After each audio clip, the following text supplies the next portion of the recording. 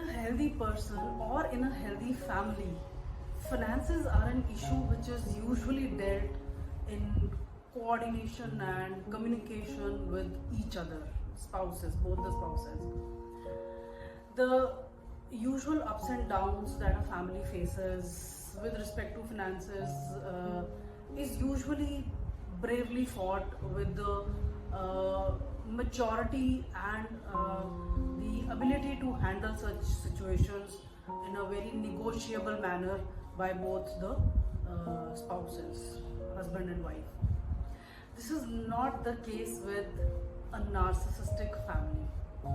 If one of the spouses happens to be a narcissist, the financial health of the family may be very, very high, yet there would be episodes, frequent episodes of penny pinching behavior by the narcissist.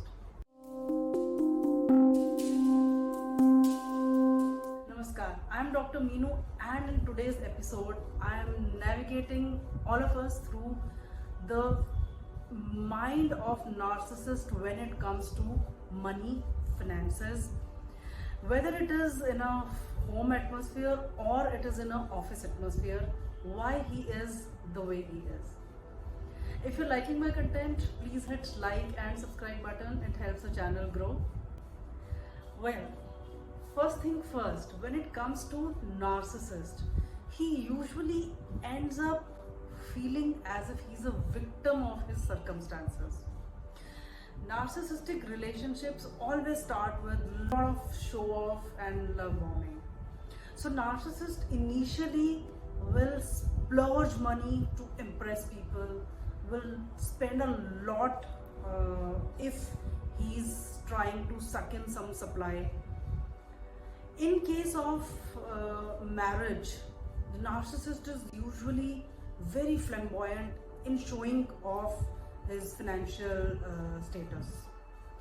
It is only once the victim is in his grab that love bombing stage ends and his usual cycle of devaluing and discarding starts appearing.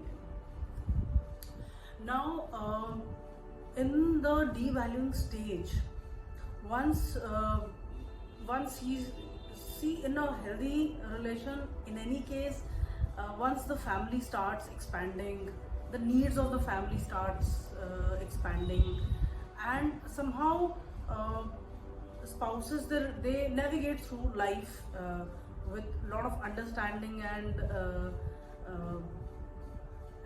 a belief system that there are times when they have to curtail their expenses and the time when they can splurge a bit.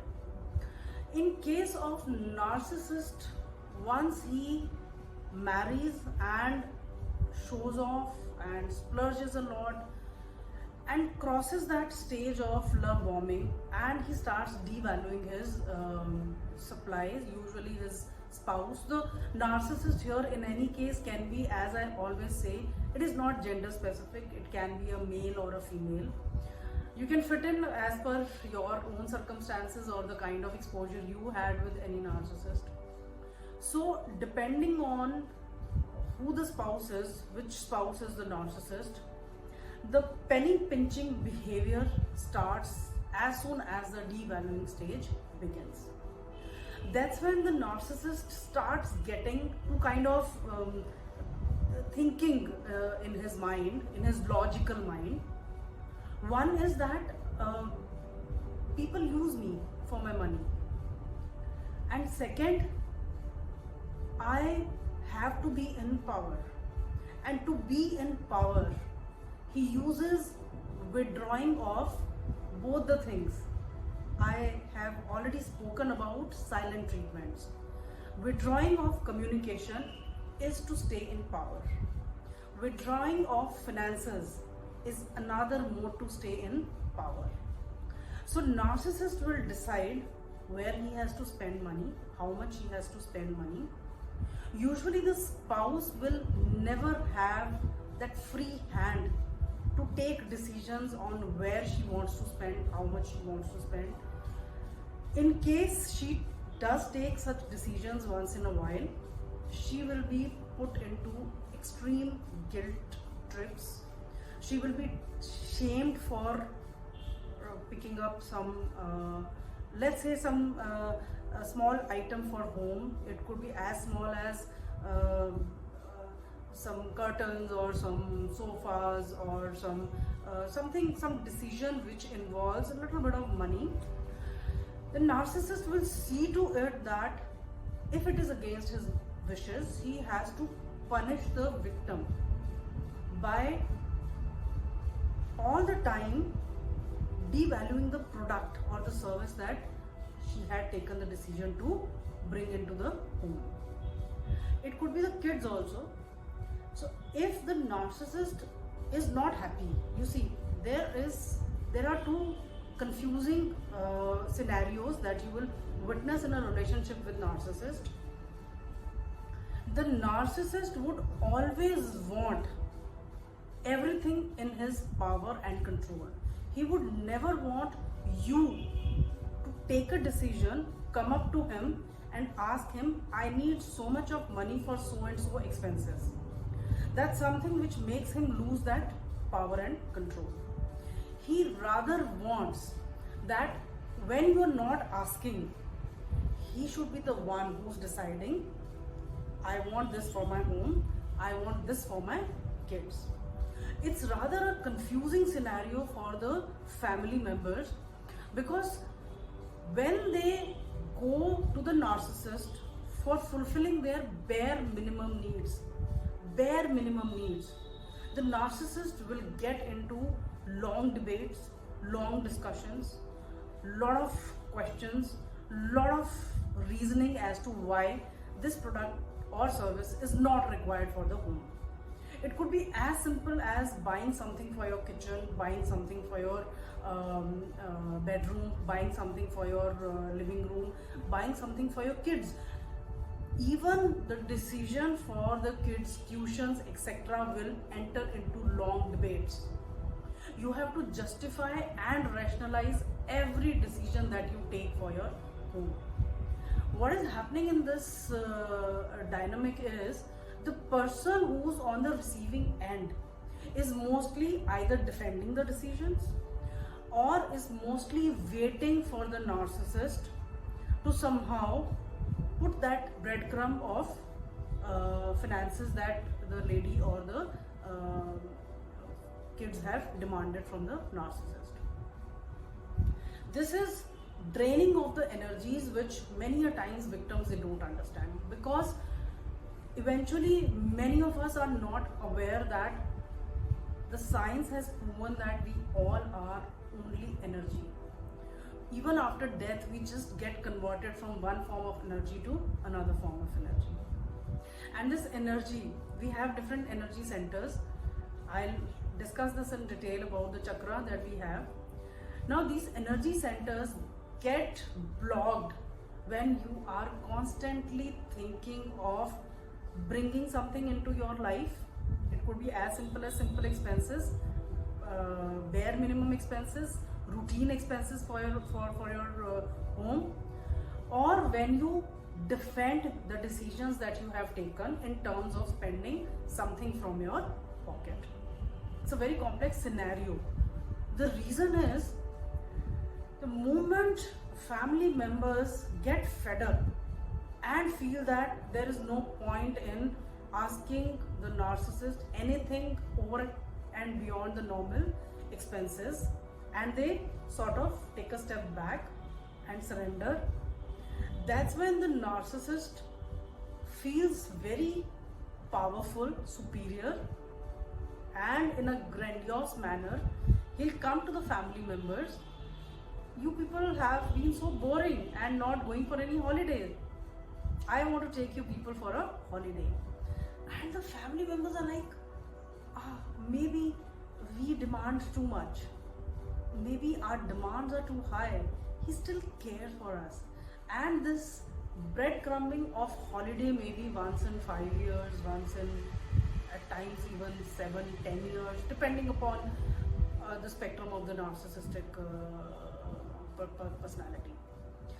Now, even the holidays which the family goes with him are usually again a penny pinching, I would say, event where the family members feel obliged that he's taking us for a holiday, and he will put them into guilt trips by using statements such as, I have spent so much on this holiday, and you people still crib all the time about the basic daily expenses back home.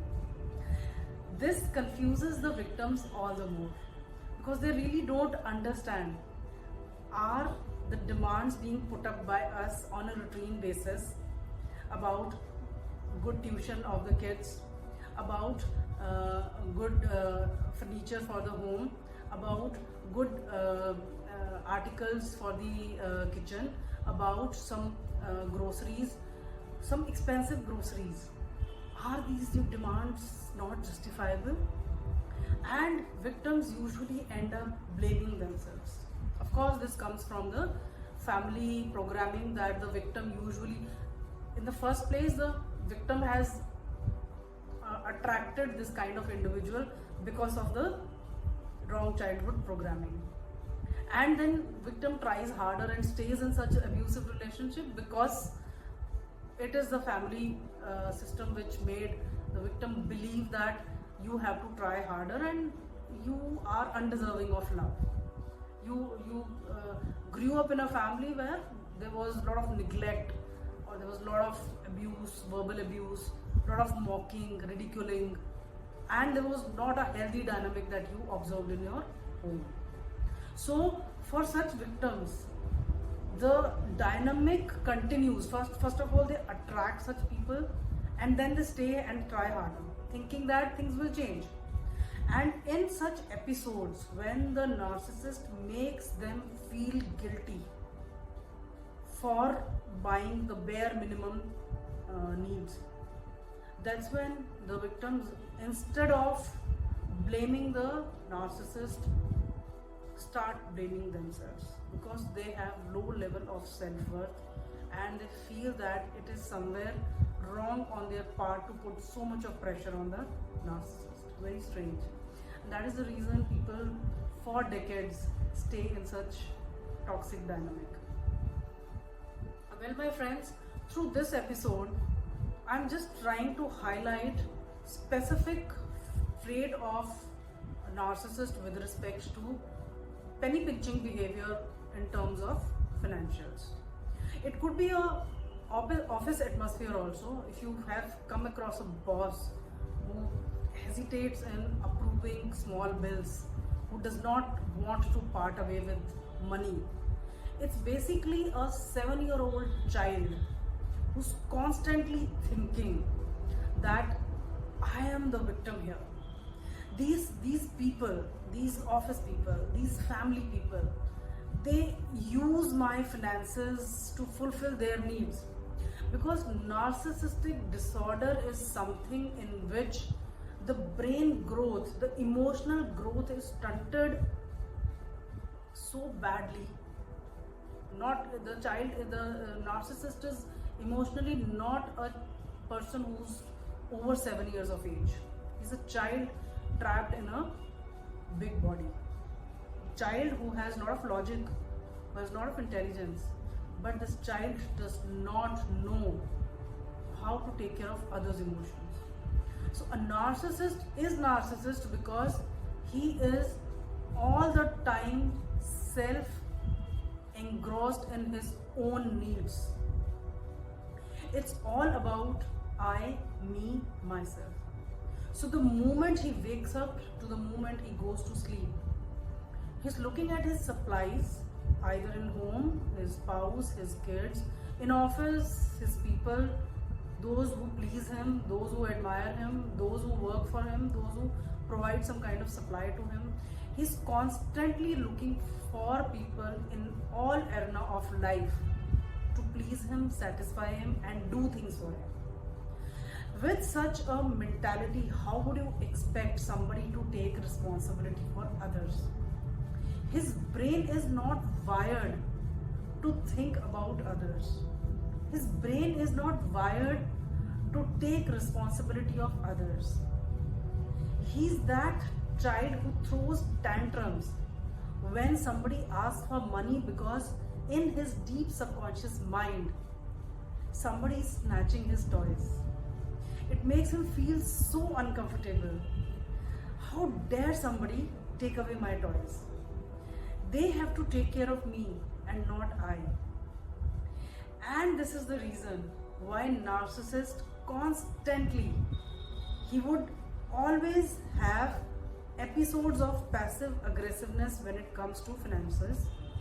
He will pull back the resources, and then when people stop expecting, suddenly give a burst of resources, then again pull back, give a burst, pull back. That's because he really cannot emotionally regulate himself. He does not know how to regulate his emotions on a consistent level.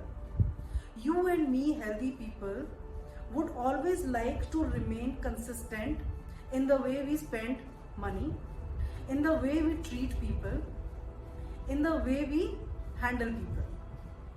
With narcissists, there are two inconsistencies which you find in terms of financials.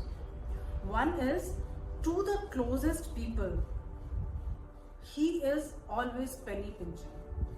He is always withdrawing the resources, finances.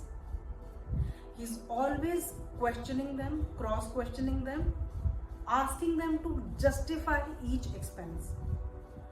Which, now the second part again confuses the family members, because the same person who's been into long debates is extremely opposite in front of outsiders. He's very charming to the people. He might be having big memberships of golf clubs, of various big things, and to impress those people, he will be spending so lavishly. He'll be taking out his friends on weekends, he'll be spending there, and that's where the family members again get confused. Are we demanding too much? Because in the mind of narcissist, it is my money and I deserve to spend it. My family is too demanding. They squeeze money from me, they victimize me. And this is what confuses the family people, because on some occasions, he is once in a while throwing that breadcrumb of taking them out on a holiday, and in front of them he's spending towards the outsider in a very lavish manner. Such confusing dynamics is what makes the family stay longer and longer in such toxic cycles. Cycles keep repeating. There are times when narcissists will go completely silent on financials, and he would not like to spend even a single penny for 5 years, 7 years, 8 years, and then suddenly there would be burst of financial spendings. Such is the confusing state of his mind. Believe me, he's a small kid whose money is being snatched. Even in office sphere, when it comes to signing on those papers where he has to approve the bills, his heart goes very, very small. But at the same time, you see him using the finances of the company, using the car, using the other finances of the company, going on holidays, spending a lot on the company's finances, and you feel confused as to probably it is the high level of ethics and integrity because of which he pulls away the finances from others. He'll always use such words, and he's doing it because he's high in ethics. I remember one of our lady bosses withdrew tea drinking from all the employees because she wanted to save money for the office. And on her table, there was always a glass of juice as soon as she would arrive, a big glass of juice along with protein, cookies. So they have different rule for themselves and they have different rules for others. For them, you do what I say, don't do what I do. I can do anything, you're not entitled for that. I'm superior after all. I'm next to God. I deserve every best thing. You don't. You're not my responsibility. These are the subconscious thoughts which keeps a narcissist being stuck in those emotions of victimization. He always thinks in every relationship dynamic that he is the victim. And that is the reason, if you ever end up being in a partnership with narcissist, it is so very important to have your own independent finance. You have to have independent living in terms of financials. You have to raise your level so that you don't have to ever ask narcissist to pay you a single one. In any case, a situation definitely comes wherein you get completely exhausted and you would want to walk away from such a dynamic. I hope this episode helps you identify if you are in a toxic dynamic with a narcissist. Get your financial independence, my dears, especially if you are a female. It is so important to live a life of high self-worth, high self-esteem, honoring yourself. I'll see you in the next episode. Thank you so much. Namaskar.